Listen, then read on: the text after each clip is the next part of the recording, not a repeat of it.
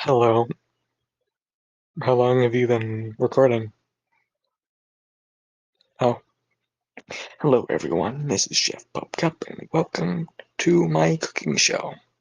Today I'm going to be making the Pupcup soup delicacy from when I was born. Pupcup.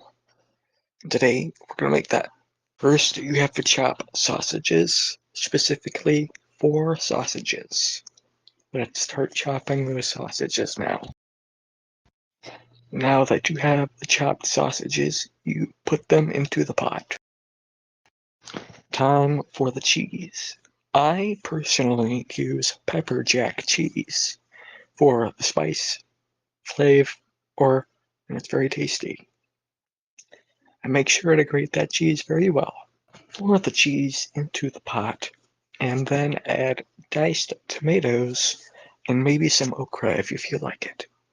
Put that all into the pot and stir for 7 minutes until it is cooked. Okay, now your Pupcup soup is now finished. Enjoy.